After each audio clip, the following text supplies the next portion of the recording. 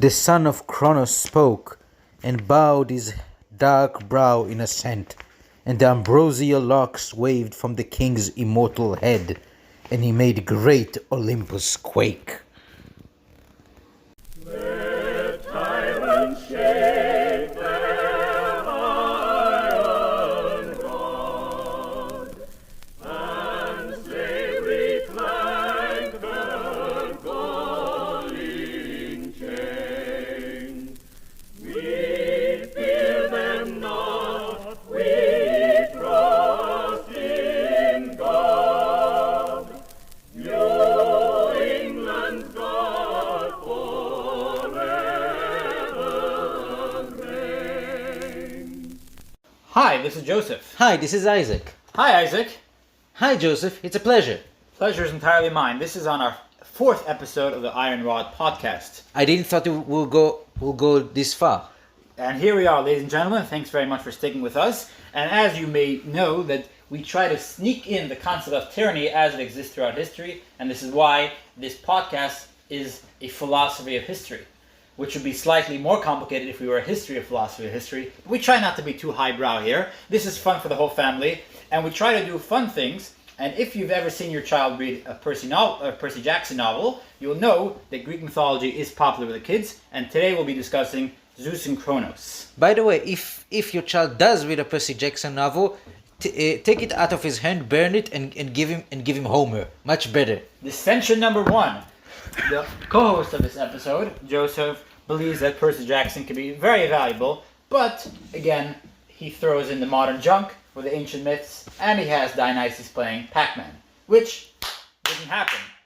But it's definitely something that Dionysus would do, and especially judging by the behavior of some people who are into multiplayer gaming. Now, so if you know a little bit about Greek mythology, you probably even know who Dionysus is. But you may not even know who that is, and you may not have any sort of reference or understanding of that name or of the universe in general. So let me try to introduce you. But before we do that, let's in fact speak about the general topic. Our audience may be wondering why this is relevant to their lives or why it's relevant to our show. So before I do that, let me start with an anecdote.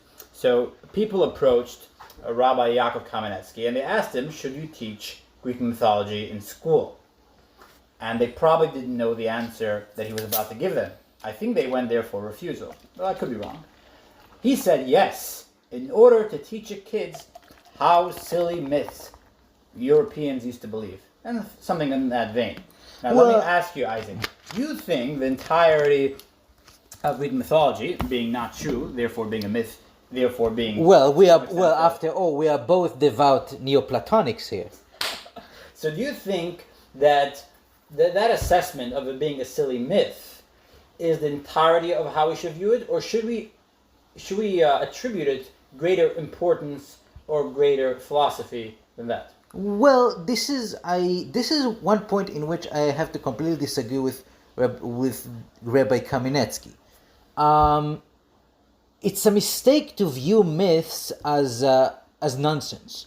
Myths were not intended to entertain. Sure, they have a great value entertainment, but that's not their goal. The goal of the myth is to educate. Remember, people lived by those myths. People actually believed them. But how did they believe them? How can somebody believe that the supreme ruler of the universe would spend an inordinate amount of time trying to have his way with mortal women? And why wouldn't? And even if you believed in it, why would it be of such importance? That's because the Greek myths have, while people did believe in them as a factual matter, at least in some of them, they also have great symbolical importance. When we're talking about Zeus or Poseidon or Hera, we're not talking just about these concrete characters. We're talking about archetypes that at least these were the archetypes in which that civilization thought, and for a very long time and actually saw the world. And you can say that to a degree, the 12 Olympians represent the archetypes in which Western civilization still thinks when they think about order, marriage, law, madness, reason, etc. That's fascinating. And I think that speaks to the importance, at least on a philosophical plane, as to how to view these things. And how the very concepts of law and order, war and peace, and other archetypal programs that were existent 3,000-4,000 years ago into prehistory, before there was writing in Greece. In fact, long before Homer was. Or you might say, writing his, after there was writing in Greece and before there was the new writing in Greece. So during the short dark age, that these Not so things, short. These things influenced life then, and the way they saw it is not very different than the way we see it today. So, you mentioned the 12 Olympians. So there is an actual mountain in Greece today called Mount Olympus, and albeit this might not be the original Mount Olympus. Yes. It's interesting. So I did read something about that, but I'm refused to allow myself. Yeah, let's not get into this rabbit hole. Let's briefly talk about. There's firstly the big three. Think of the big three at the altar. So this is the big three. There's Zeus, Poseidon, Hades. Zeus is the king of the gods. Poseidon is king of the seas, and Hades is the king of the underworld. Now they're overlapping because Poseidon, for example, is not just the king of the sea; he is also the shaker of the earth. The idea is that all land, according to ancient Greek cosmology, floats over the waters. It's not such an uncommon myth. It's very common in Near Eastern mythology. And the elephants and the turtles and everything. Yes. So the idea is the guy who controls the oceans would naturally be able to shake the earth. Now, if you are living in Greece or anywhere in the northern Mediterranean, you know that you live in it's a very shaky business. Very you might not be a Quaker, but you quake a lot. Now I'm trying to remember, is Poseidon in fact the god of earthquakes, or is that somebody else? He is the god of earthquakes as well as the oceans. He also invented horses for some reason. There is a good reason for that. So one of the things that we're not going to get into, but we will mention in passing, is the tremendous overlap of different things attributed to these different, pagan deities. Now, that's why they fight all the time.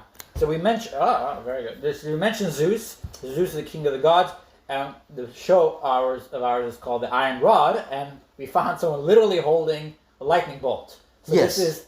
He is holding the Iron Rod. Literally holding the lightning, literally holding a weapon to the universe's head. Yes, and he is also called the king of the gods. And then there's Hades. He's dark. The Greeks didn't like thinking about him too much because he's the king of the dead and the underworld. Now, contrary to what you have heard or read, he is not evil.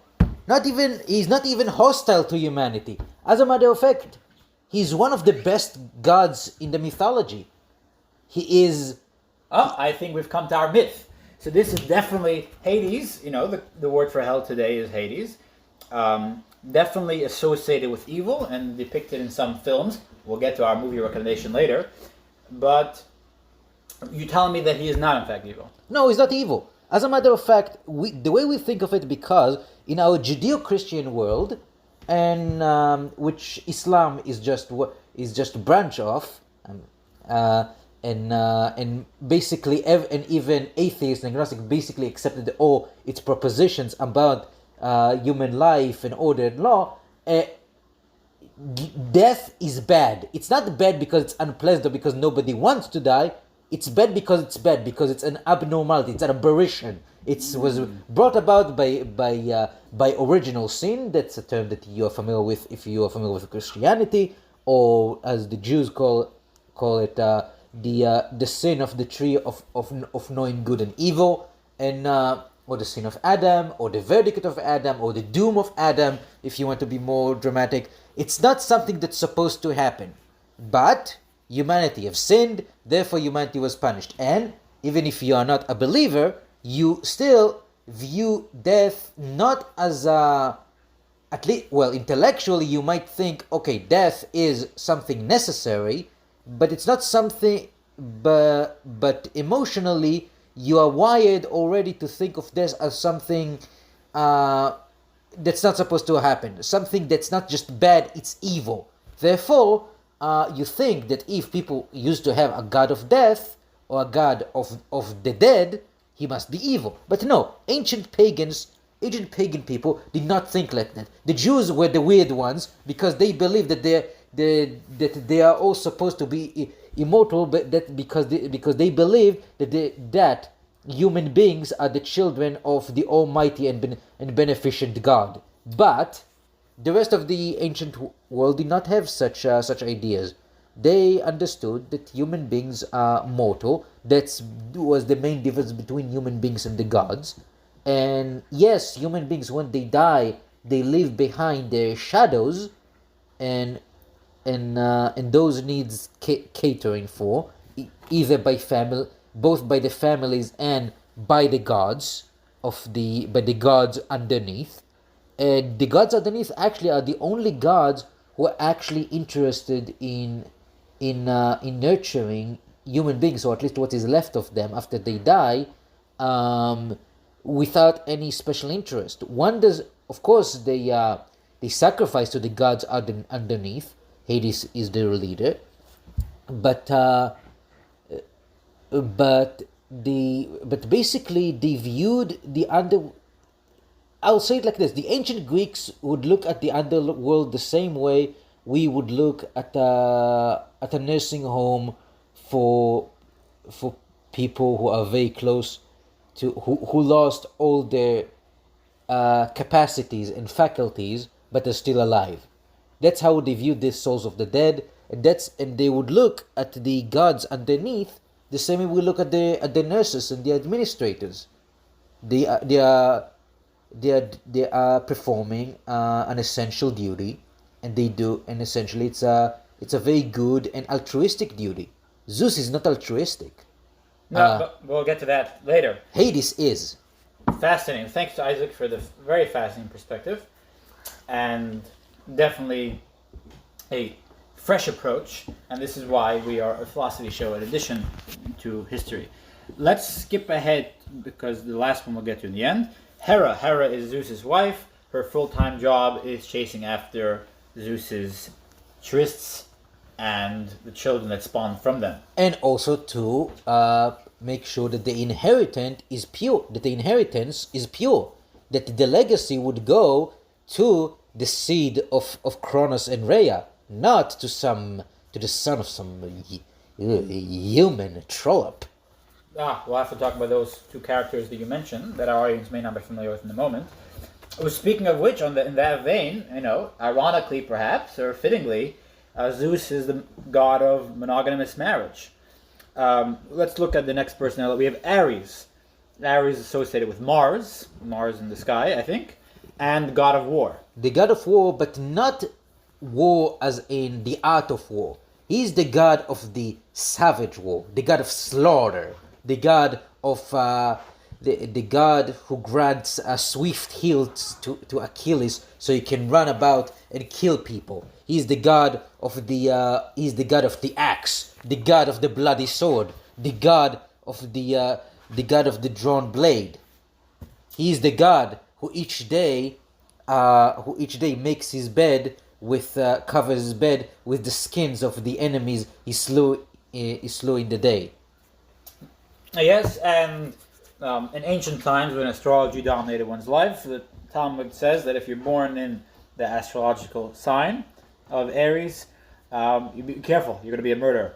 So, or a slaughter of animals, or you possibly. Yes, absolutely. Yeah. Or an executioner. It's always it's good work. I mean, it's a decent work, Getting paid the king's shilling. Yeah. Athena, goddess of the city and other things. I'm just going to mention one interesting thing about them. Athena, goddess of wisdom, or associated with wisdom, right? She's actually starts as goddess of the art of war, or the gods of political conniving. She branches into other arts later. Huh.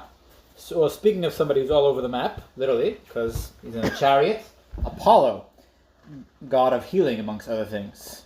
Also, the god of disease and plague, and therefore mice. Really playing both sides of the Yes, game. absolutely. Nice health you have there. It would be a shame if somebody would ruin it. And he's also associated with the sun, right? Yes, absolutely. But he's not the sun god. No, that's Helios. It's a later association. Interesting. Well, let's not forget Aphrodite, goddess of love and things related. Well, sex. I'm sorry. I know it's a family show. No, we're not. We have already disclaimed we are not a family show. We are a prudent show, not prudish. There is a difference. Yes. But we are not a family show.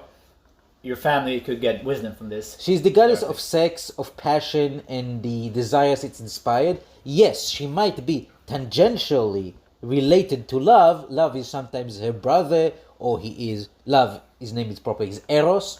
He's sometimes described as her brother, or her son, or her, or some ancient spirit that predates the gods even. But essentially, she's distinct, but somewhat related to Eros. By the way, she herself may or may not be more ancient than Zeus himself.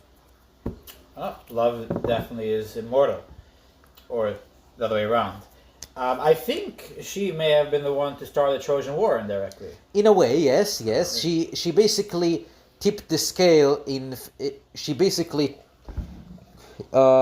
she basically bribed Paris in a contest, in a beauty contest, and his bribe was Helen of Troy. So it all comes down from there.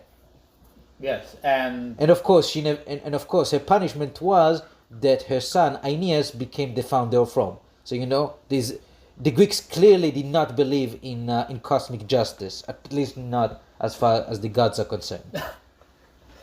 fascinating stuff. The Trojan War, a topic for another time, is the subject of one of Homer's books, and to the extent that it happened and the way it did, it must have been the most significant event in the Greek world.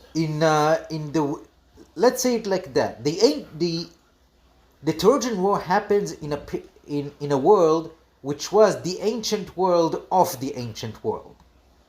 Naturally, we don't know much about it, apart from some archaeology, which was very extensive work was done this way. By the way, if you want to know about the history of Greece, especially this early period, I highly recommend a series of lectures by the late great Professor Donald Kagan of Yale. It's available on YouTube. And that is official recommendation from Isaac. Thank you, Isaac. It's a pleasure.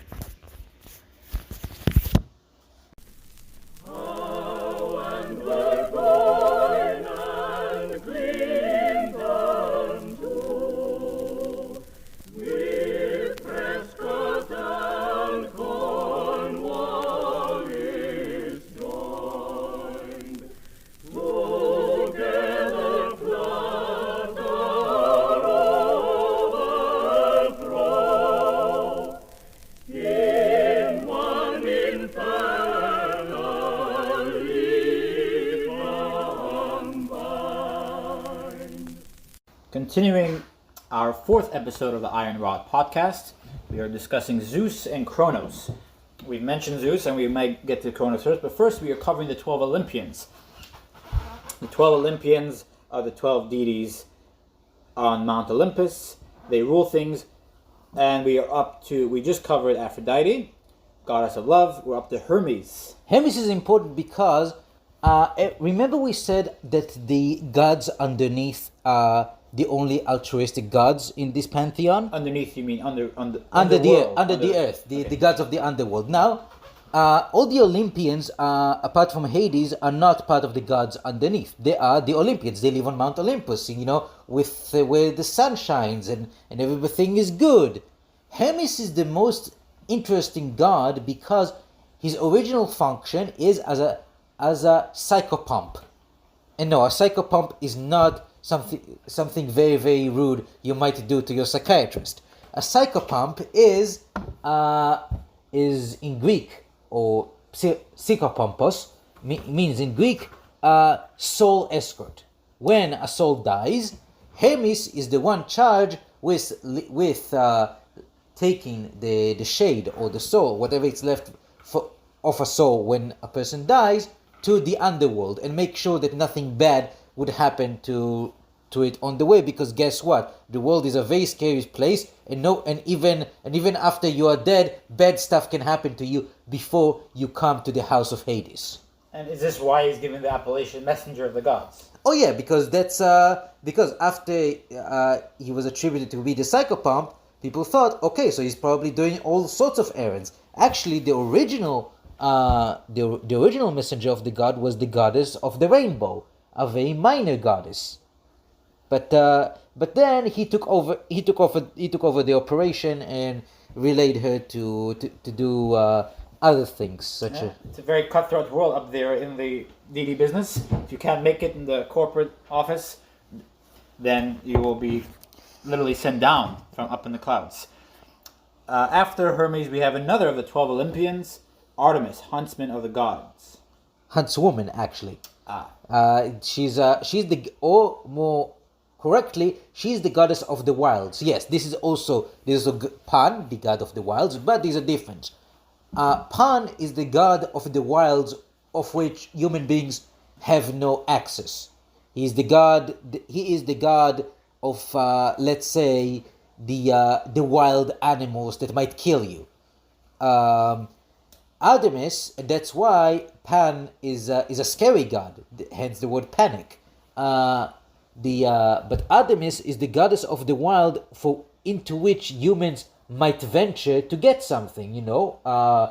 Even though the Greeks were agricultural people, after a while, there was even in their economy, the hunter and the gatherer had some role to play. So that's what Artemis is in charge of, and because of that, she's also the goddess of virginity, of female virginity in particular. Now, she's not the only virgin goddess, but she's the goddess of virginity. The reason is because virgin women are outside the reach of men, apart from their father, and the fathers might be very protective. So whenever a man tries to tempt a woman to marry him, that's a somewhat risky proposition if the father does not approve, and if the suitor is too daring for his own good. So therefore, a lot of the stories about Artemis is about people attempting to do unmentionable things to her, and her swift and terrible vengeance against them. Ah, yes, don't play dangerous games, otherwise you win dangerous prizes. Yes. We have Festus, the only god of the list, or maybe of any list, who is not good looking. He's considered ugly. Is he also a hunchback or something? He's limping. He's limping. He's limping. He's limping. In some versions, he's a hunchback. In one, he means. Every poet wanted to give him something bad, which is weird because he's a full-blooded Olympian. He's not a demigod. He is a legitimate son of Zeus and Hera, but he was born ugly, and the reason is because he's the only god who has a day job. He is the god of the arts, of the plastic arts. He's the god who creates things. He's the only creator god. Zeus creates nothing. Hera creates nothing. Hades for sure creates nothing. None of them create anything. They might reshape certain things, usually for the worse, usually human beings for something worse, but they don't create anything. They didn't create the world. The world is not theirs. They just inherited it, or conquered it, or were elected to lead it, whatever version of the story you'd like. But Hephaestus is the shaper god. He actually gives shapes to things, and he of course uses fire, because fire changes the shape of things. And this is why he's described as ugly, because, as the way the Greek thought, who seeks to create beauty? He who lacks beauty. His creativity means that you still lack something. Therefore, Hephaestus is ugly. Fascinating, fascinating. So, like mentioned, he is the armor and the armsman, in that he creates the arms for the gods, and he's the god of fire. Last but not least on this list is Hestia, goddess of the hearth. Yes, she is also another virgin goddess, but she is not a goddess of virginity. Well, she is the goddess of virginity. She's not the goddess of protect virginity. It's the goddess whom good Greek virgins sacrifice and whom they revere, because she represents staying at home. She represents the place where you come back to. She represents warmth. She is the thing you protect. That's why she doesn't do much in the myths, because her point is not to do much. She doesn't venture out. She's a good girl, as they say. She just stays there, makes sure that everything is ready, and that there's warm ambrosia on the table from when Father Zeus comes back from who know where, and so yes. So as we mentioned in the beginning, that there may be certain, fundamental truths, or at least fundamental ideas worthy of exploration in Greek mythology, which is why it is always and ever will be a relevant conversation. And this brings us to the last god, number 13, Baker's Dozen, who may in fact be the 12th, and tell us about Dionysius, who may usurp my whole theory about the significance of this, because he is God associated with one particular vice. Yes, drunkenness.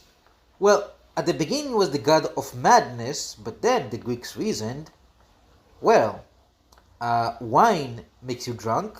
A person who's drunk is kind of mad, so he's also the god of wine. Or according to some scholars, it was the other way around. He was first the god of wine, and then they say, aha, wine makes you drunk.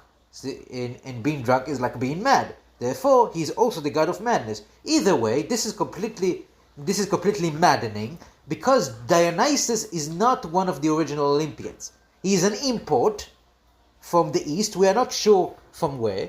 Probably from the Black Sea region, and he is associated with various cults, and I don't mean just cults in the terms of groups of people assembling to revere him. I'm talking about the first incident of what we might call today a cult. People doing weird and disturbing stuff to others and to each other and to themselves in the name of some principle defined reason. And Dionysus is the most un-Greek of the Greek gods, but we must credit his worshippers with the creation of tragedy and comedy, as in the art forms, because they started it. And in a way, philosophy was created by people who believed in Dionysius, for the simple reason that when you have a definition of madness, you can have a definition of reason. Thank you. And if indeed he is imported and the others are original Greek, it's interesting how they themselves were managed to be exported to the Roman world. So, Zeus becomes Jupiter and so on, and perhaps even more north into the Norscan peoples. Well, Jupiter existed in Italy before Zeus. Jupiter is actually a shorthand for Jovis Pater, Father Jove, which was initially was similar enough to Zeus. So when the Romans met Greeks very early on in the history, says, Jupiter. So I get that, but I mean large segments of his worship and yes. he is associated with Essentially, by the way, as late as the Punic Wars, Roman traditionalists railed against the Greekization of of their traditional religion. So that's But I mentioned this as an aside. This is something that we want to come back to. Just briefly before we introduce, I thought by way of introducing the tyranny of Zeus, I'd read a small piece here from the encyclopedia. And if you don't know what I mean by that, you were not listening in the first episode. By the way, go back to listen to our previous episodes. Our third episode is on Napoleon III. I think we did a marvelous job on Isaac describing the sheer brutality of the outcomes. Our second episode is Napoleon I, and in our first introductory episode, we cover, as an introduction, a little bit of King Charles and a little bit of King George III, and we introduced the themes of our show. and don't forget that we also discussed Russia. And other things. Yes. A lot of things were discussed in this show. This is a eclectic show with this focus on tyranny. But to introduce Zeus's tyranny, let me read a small passage here, and then I would like your comments on it.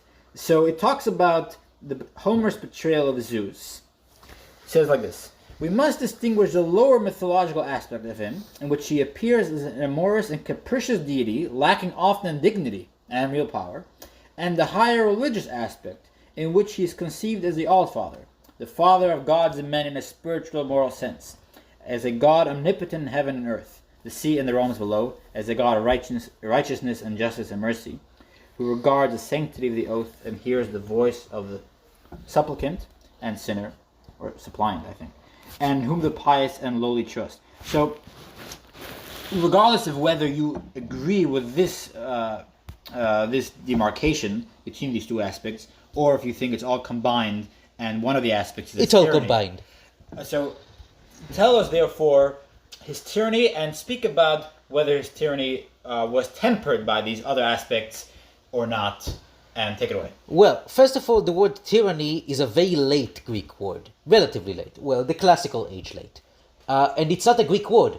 It's actually an import from the Lydian language, which is a language that was spoken in Central Asia Minor, or Anatolia, if you insist, in which Turan or Tyran means a chieftain, a warlord. By the way, we know that the Etruscans, who fought the Romans early on in Roman history, who lived in what is now Tuscany, named after them, also were related to this group. We know this from genetic material, etc. And we know that in their language also Tyran was meant lord or lady, and was a title attributed to Venus. Because, by the way, the Roman Venus may or may not have been a male deity at the beginning of early on in the history. So, and they actually took great pride in calling themselves Tyranians, and therefore we have the Tyrrhenian Sea, because in their language it means lordly, but in the Lydian language it means a warlord. And the Greeks, when they imported the word tyrannos, they meant a person who usurped royal power either by conquering it or by being elected to it, without having a legitimate without have a legitimate claim to it. It's not necessarily a bad thing, but it's not. But very soon they come to the conclusion that it's necessarily not a very good thing. So, let's discuss Zeus. Is Zeus a tyrant?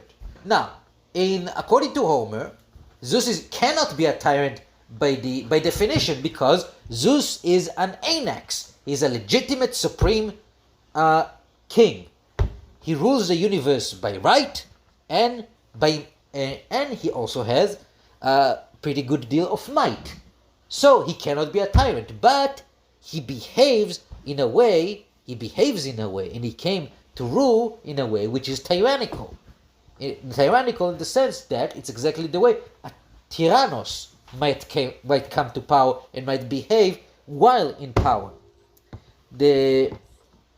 So, just to summarize, it seems that Homer might say, well, he's acting in a tyrannical fashion, but that still doesn't mean he's a tyrant, because he didn't achieve his sovereignty. Well, by tyranny, Homer doesn't have the word tyrannos yet. It was imported into the Greek language after Homer.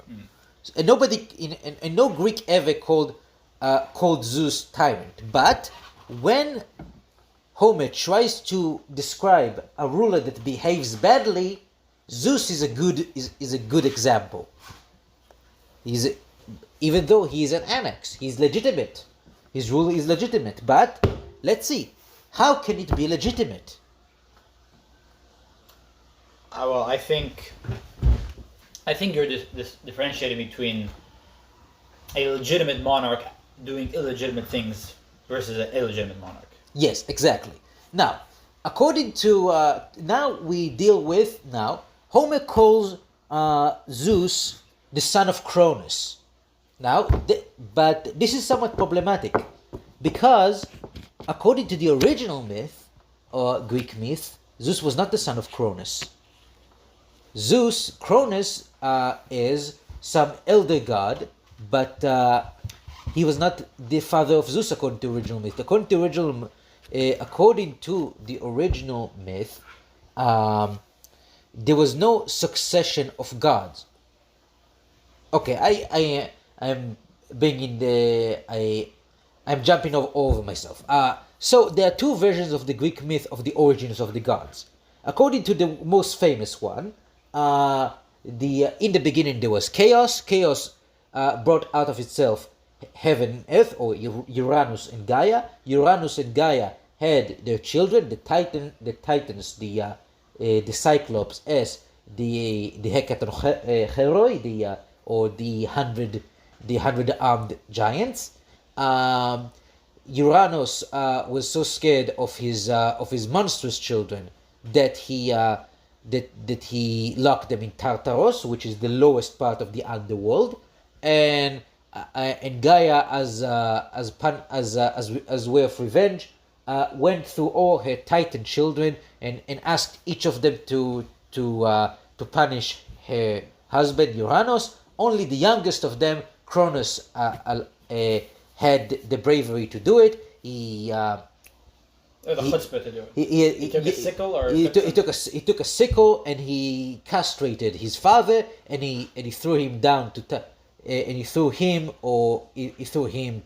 castrated his father and threw his genitals to the sea, and so they would never be found. To this day, the stump of Uranus' genitals try to reach the earth and impregnate her. That's why another Titan, Atlas, have to hold the difference between between heaven and earth to make sure that this doesn't happen. But a drop of that blood created some sort of monster or something. According to some, it was the monster. It was the monster who killed Andromeda, which a certain film gave the anachronistic name of the Kraken, which is very later myth, and a Nordic myth at that. And but according to some, that's how Aphrodite was created. So differences. Well, before we get to our films, let's just finish this segment by telling us, so what happened next in our story? Oh, what happened next to the story is that Cronus is very, very afraid. Now, before Uranus is kind of retreat to lick his wounds up in the upper heavens, he tells his children, the Titans, he actually names the Titans. The Titans, Titanen means in Greek to strain, to be strained. He says, you are straining under your own sin. You will be punished for your own sin. You will see that what you did to me will happen to you.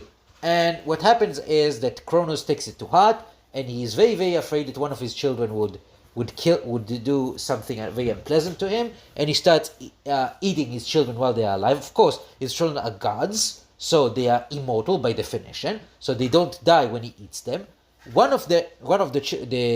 His youngest child is Zeus, because and the mother, and Rhea, the mother of Zeus and the wife and sister of Cronus, takes pity on the child, and she let Cronus eat a rock instead of the baby, and she hides the baby, and the baby grows up due to the kind ministration of a kindly goddess, and I'm not just giving her epitaph. That's literally what her name, Amalthea, means, kindly goddess, who may or may not be a goat, and he grows up, and Gaia arms him and leads him to the Cyclops, who give him and he assemble an army of spirits, and eventually he goes to war against the Titans, and he defeats them, and he forces his father to puke out all his siblings and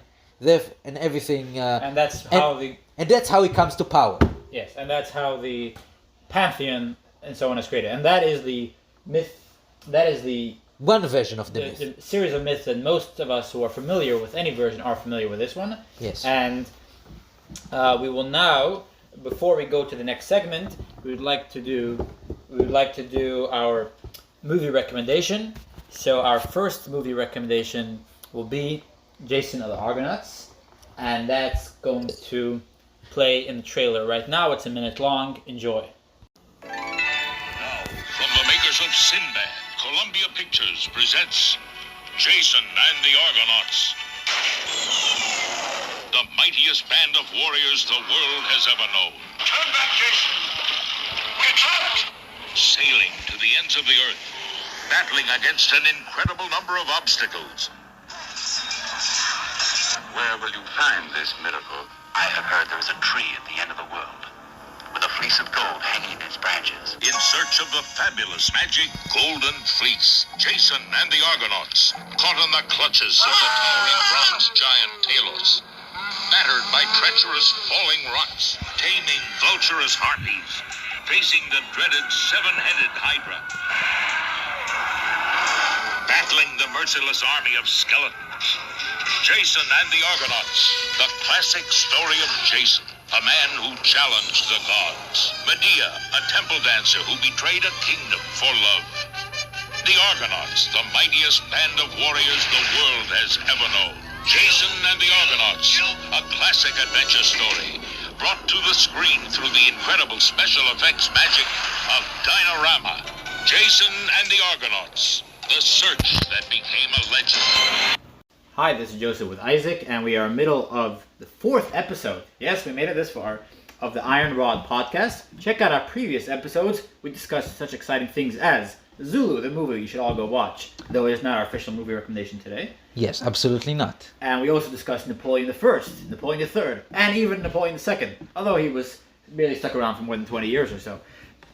All that and more can be found on our exciting Iron Rod podcast, where we discuss the history of philosophy as it pertains to tyranny and more things more broadly. And the last thing we recommended was that you listen to Jason of the Argonauts movie trailer and you watch the movie. Now that's actually a joke, because that's not really our movie recommendation, because that movie is terrible. Oh God, it's terrible. The lip syncing is terrible. The special effects is terrible. Everything is terrible.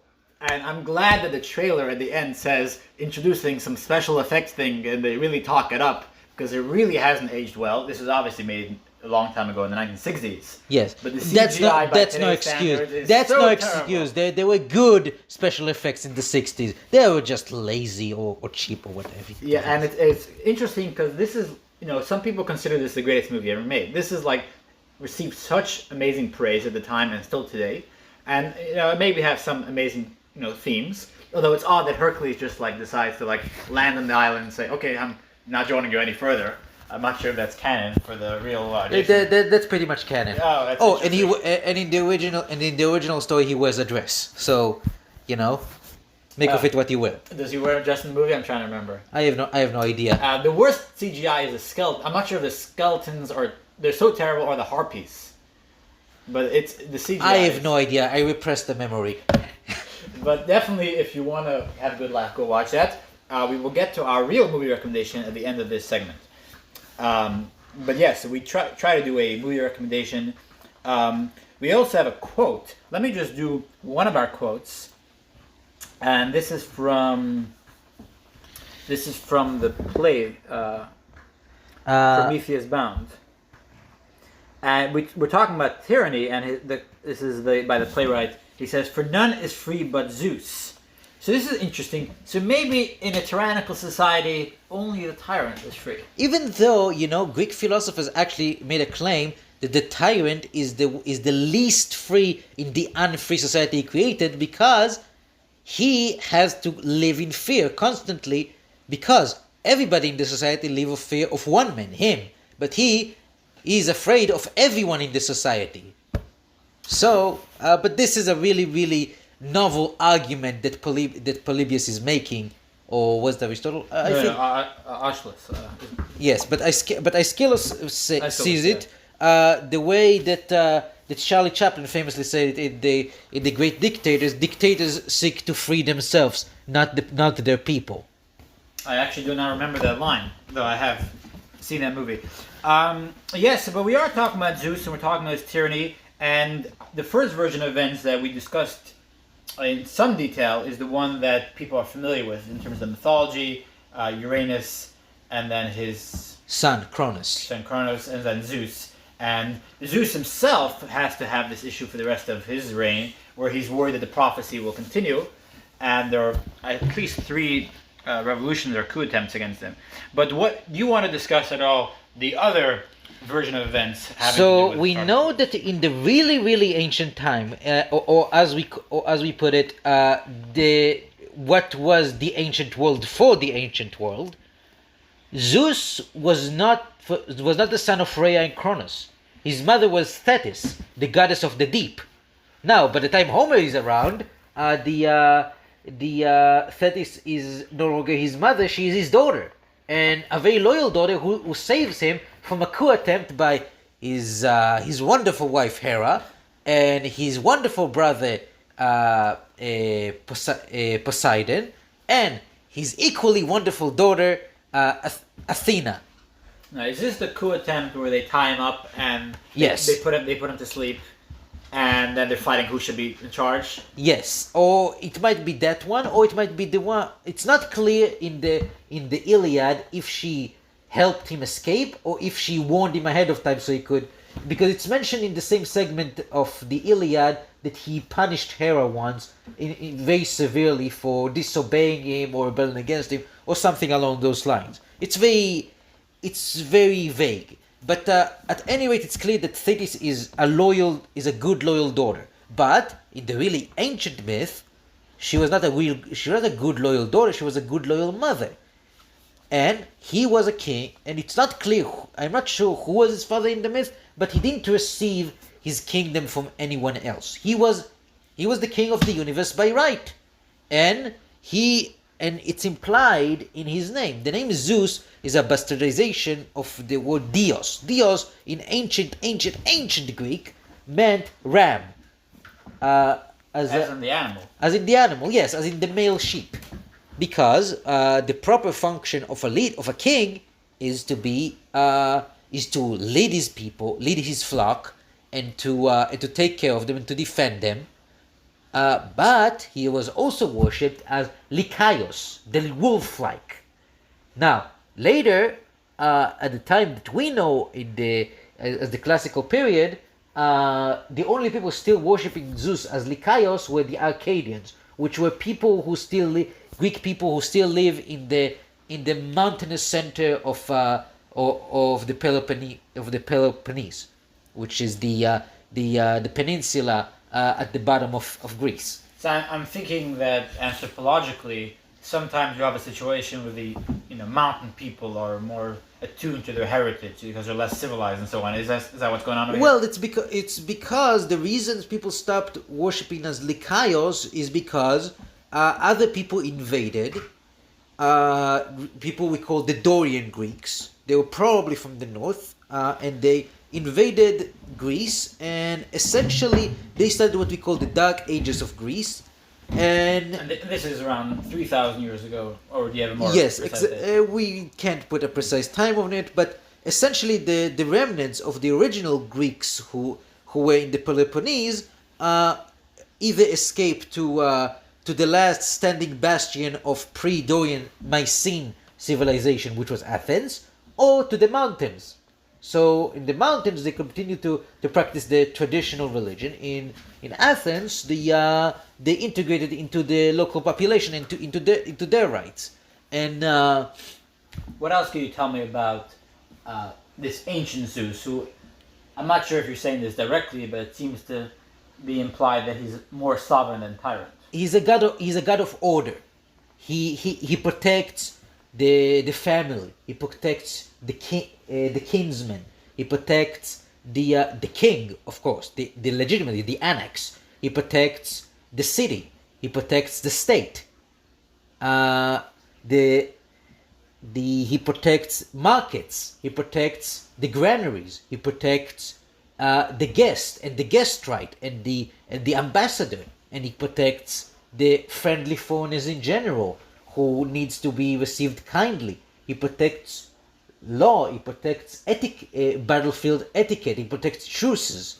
Sounds like a swell fellow. Oh Now- yeah, but he's also the guy who, as Lycaios, tears and shreds the enemy to pieces.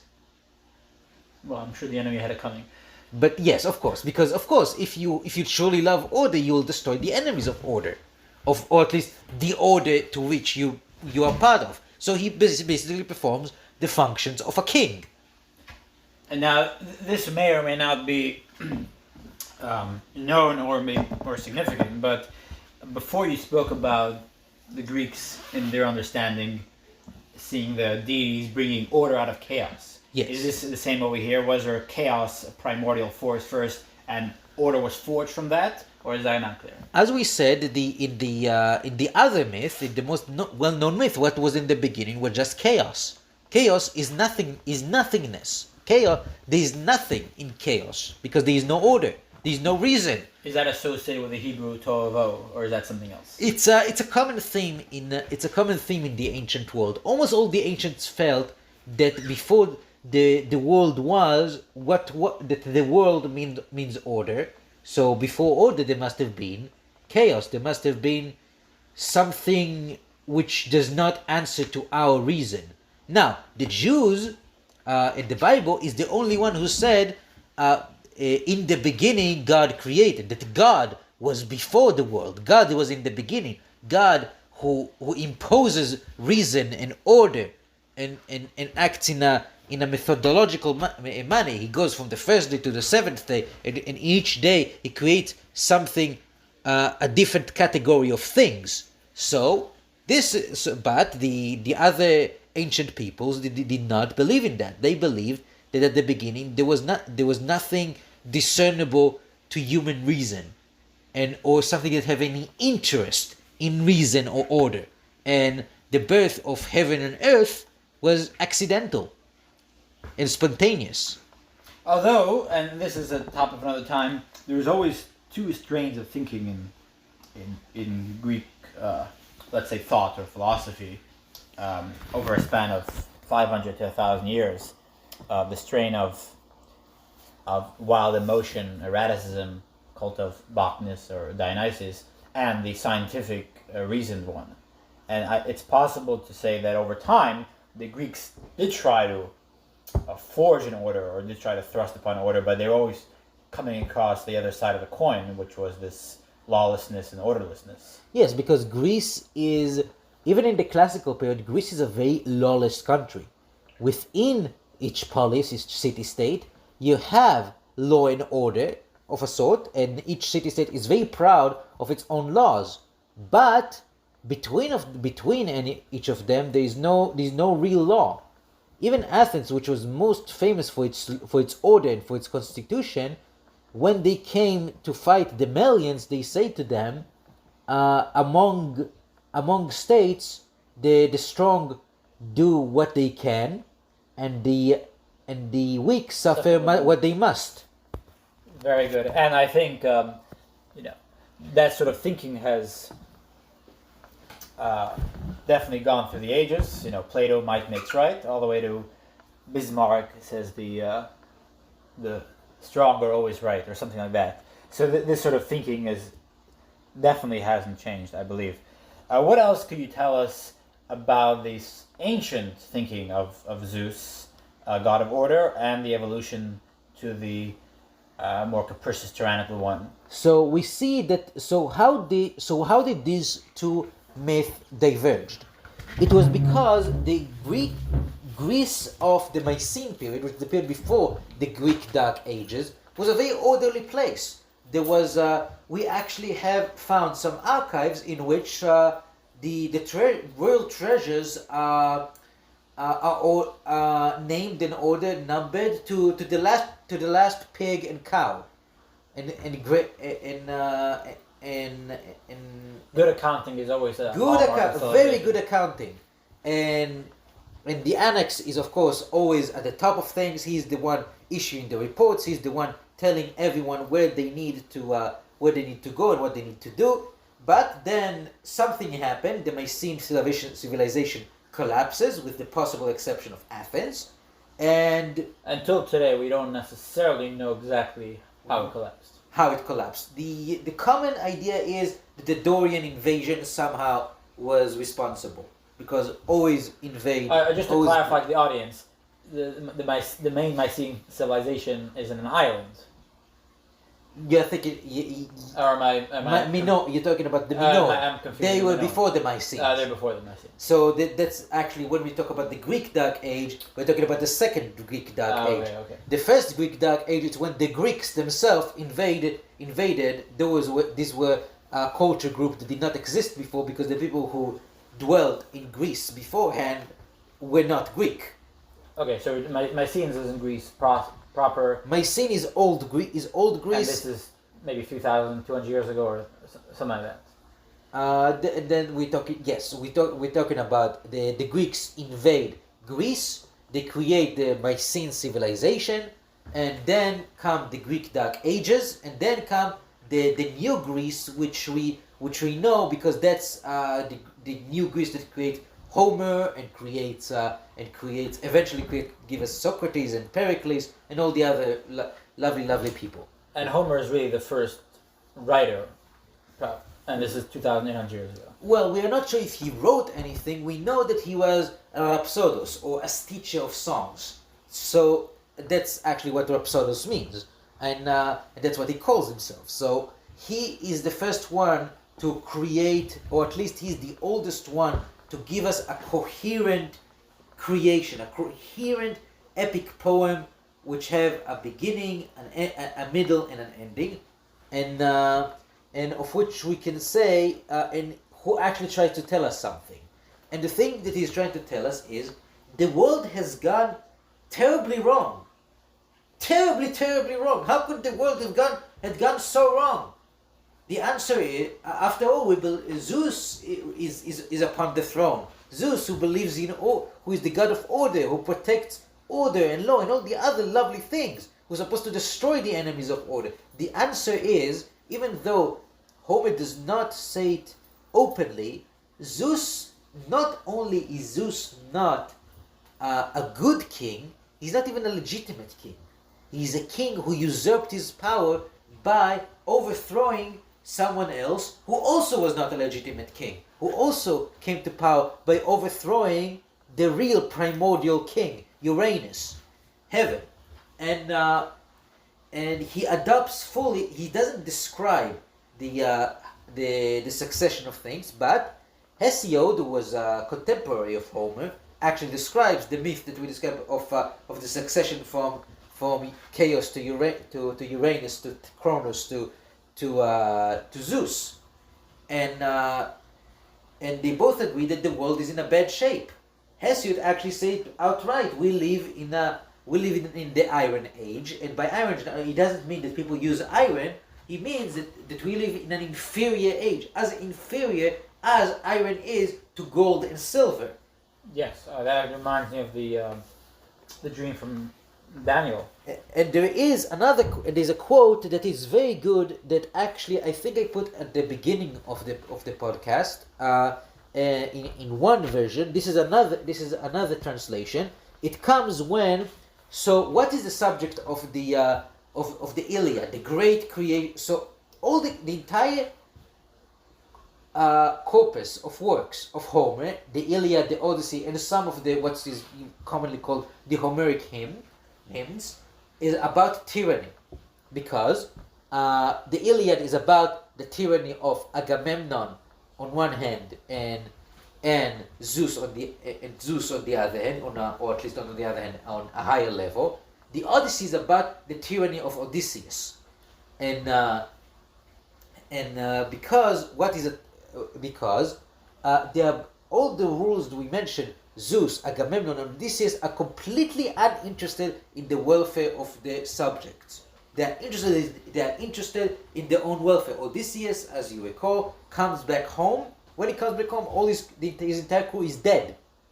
He clearly did not bring benefit to the people under his command in his ship.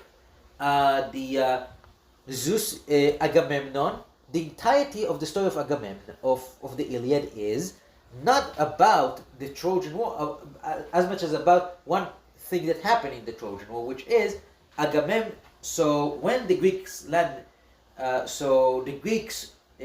raided a temple of Apollo, and they took captive the daughter of the priest. Her name was Briseis, and Achilles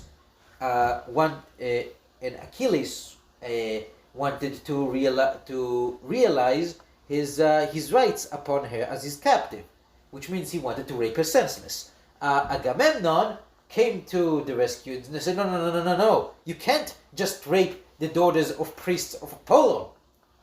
I should rape this daughter of the priest of Apollo because I am the high king. I am the annex of all the Greeks. Therefore she's my captive now. I am taking her, and I'm going to rape her senseless. Thank you very much. Now, Achilles doesn't like it at all. He viewed it as a tyrannical thing to do, not at all the proper thing for a high king to do.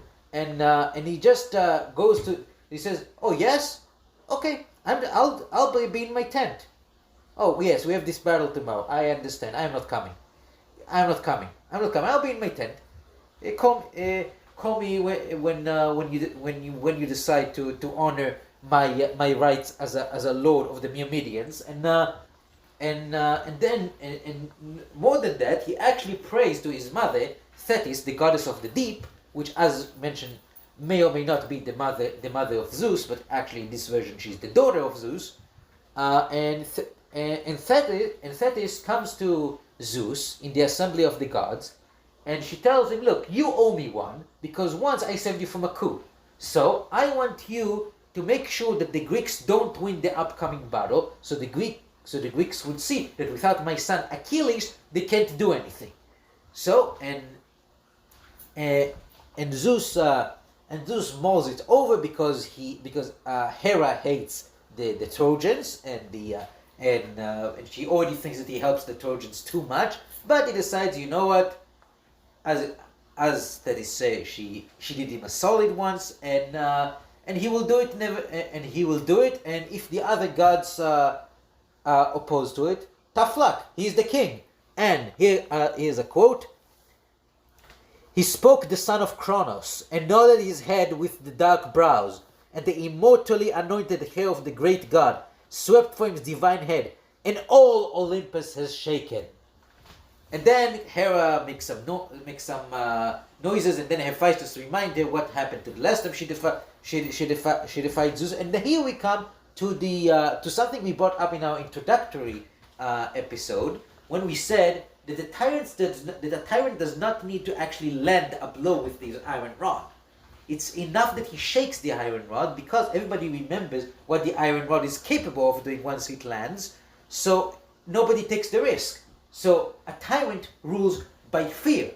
So Zeus is still epitaphed as the annex, as the legitimate king of the gods, but he behaves as a tyrant.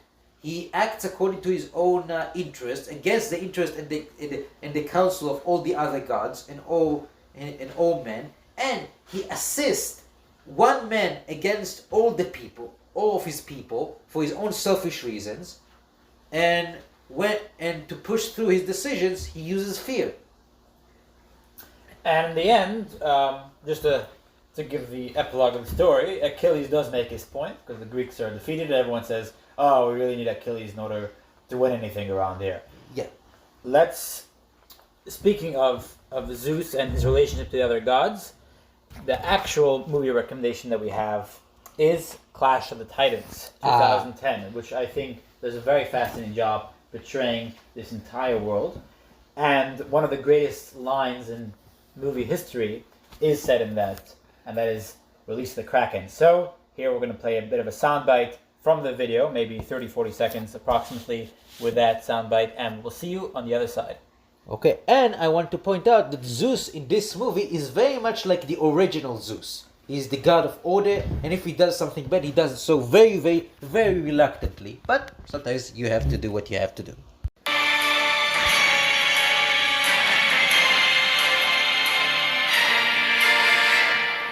Brother, it is time for the mortals to pay. My child waits to do your will.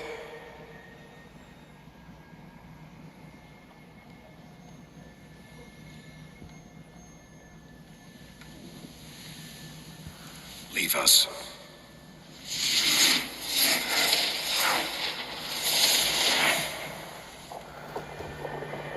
Release the Kraken!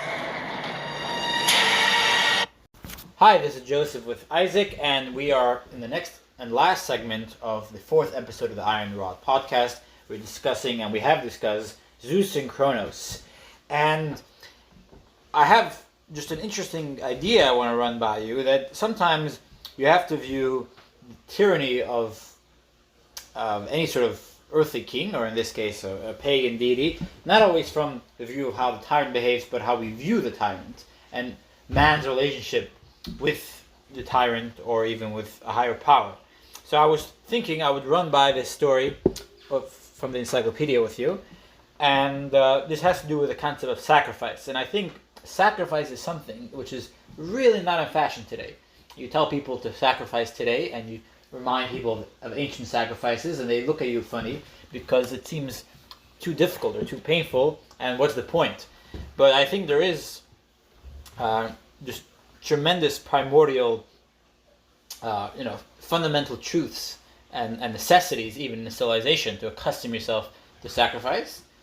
And at the same time, it's a slippery slope as to how far it goes. But I want to hear your thoughts on this story. So this is a ritual, I'm reading from the encyclopedia, fascinating for the glimpse it affords of very old world thought, is that of the Polia, the yearly sacrifice of Zeus Polius on the Acropolis of Athens.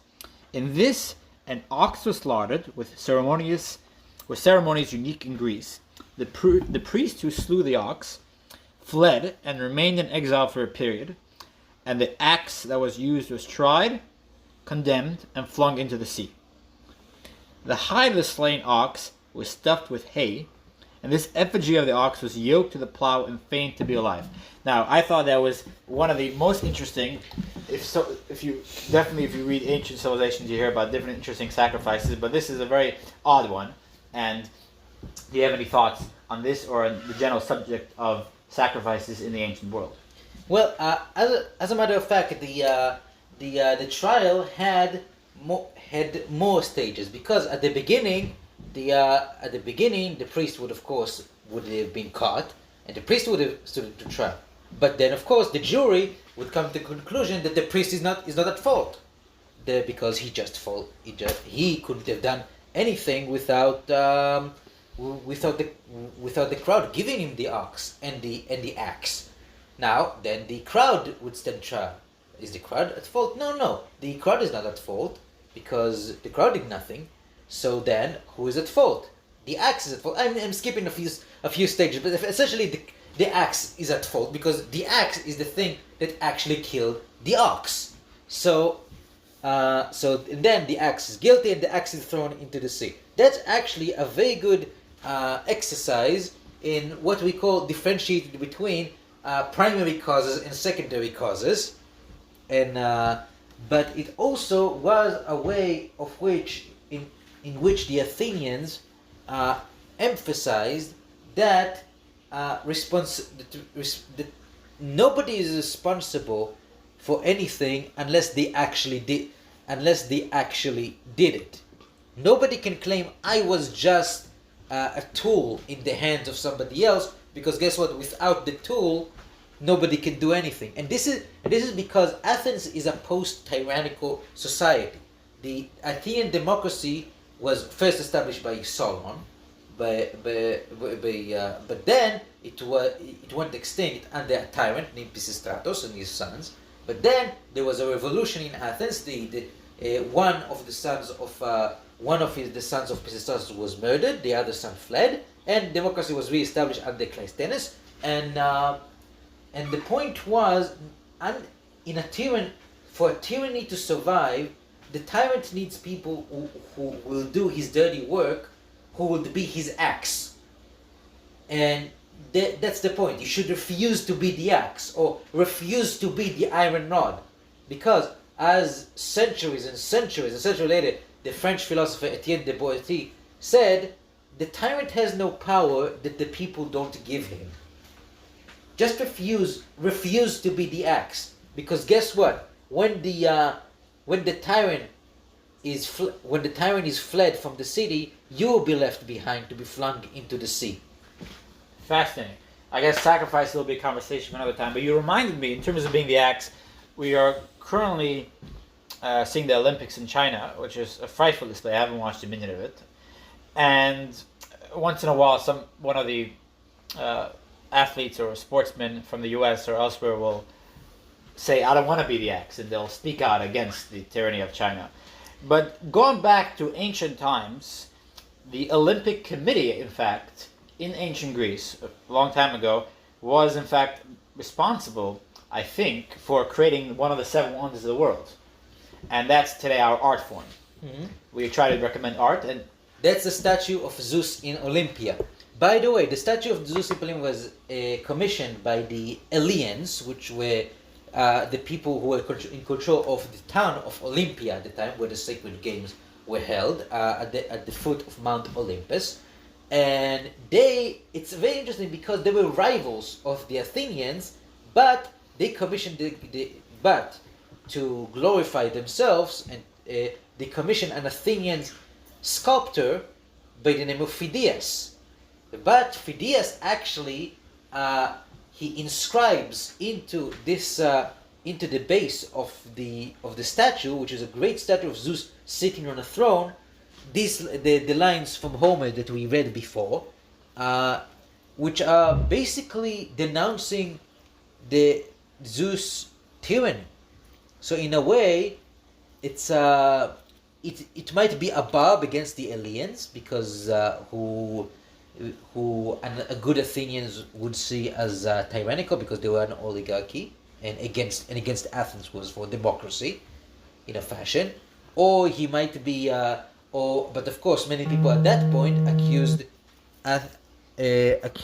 Athens itself as a state of being a tyrannical state, because it forced its allies to be allied to her. But so we are not sure where the barb is aimed at, but it's a neat things. Unfortunately, the statue was destroyed, but we have some replicas.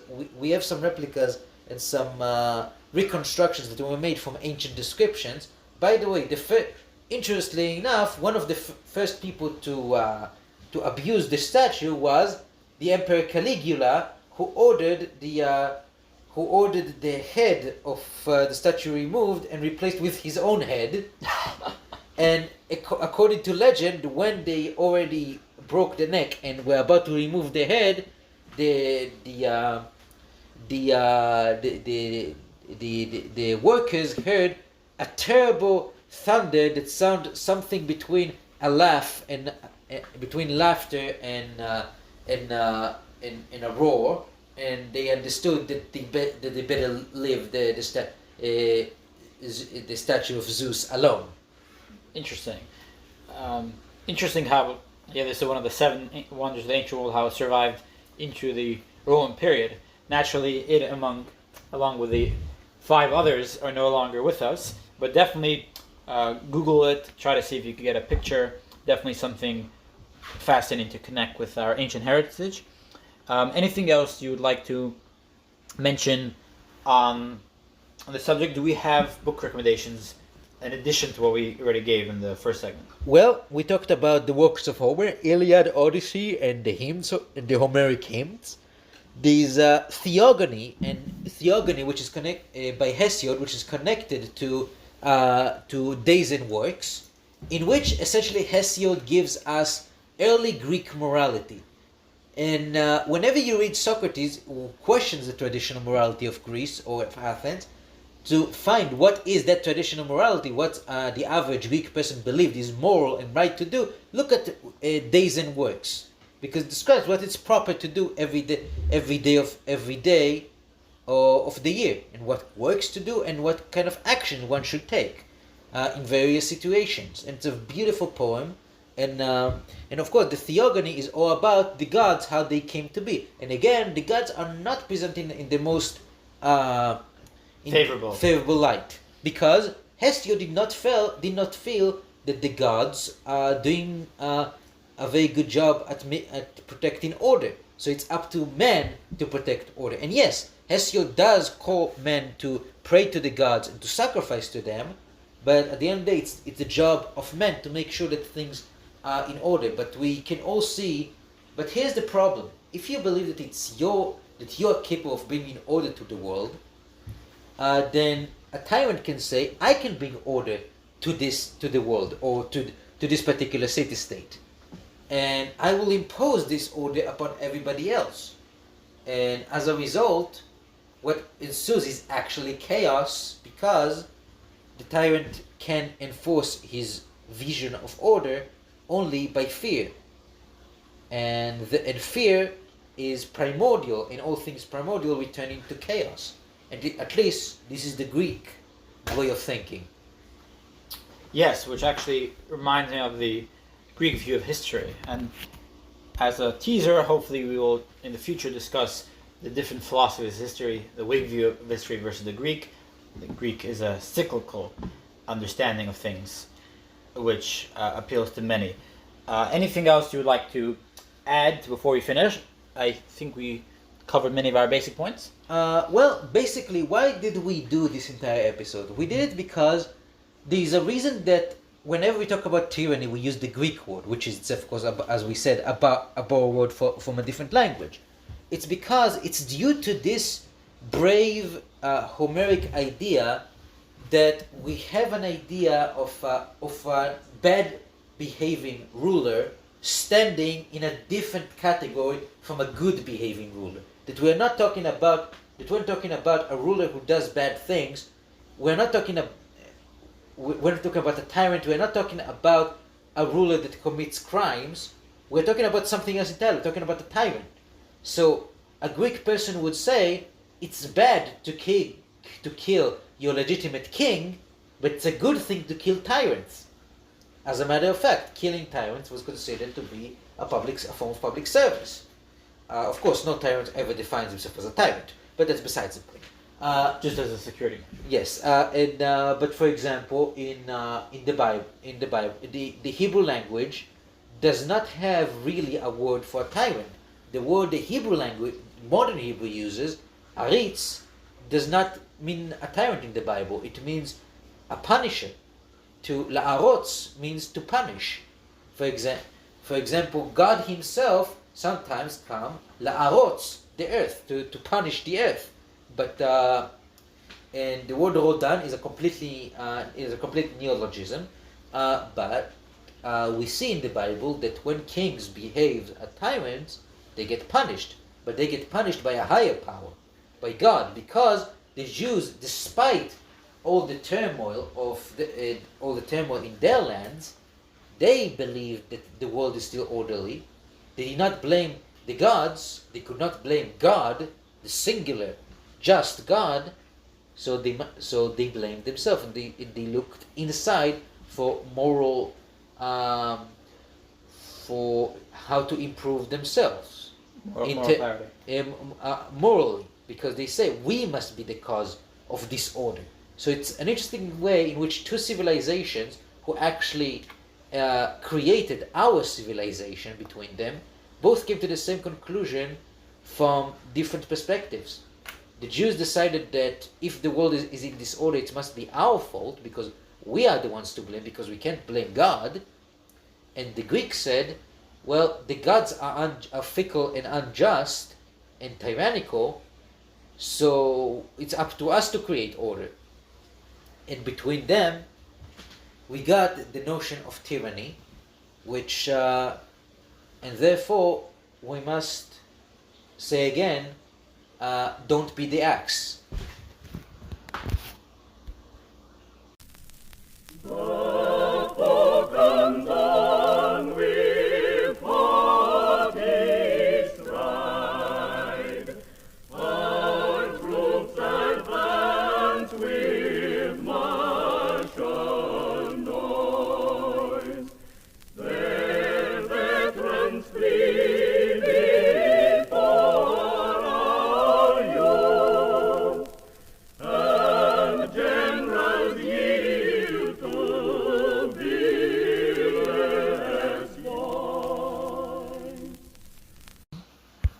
And this is it for this week. We will be with you again next week. And for now, remember, Mort au tyran. What great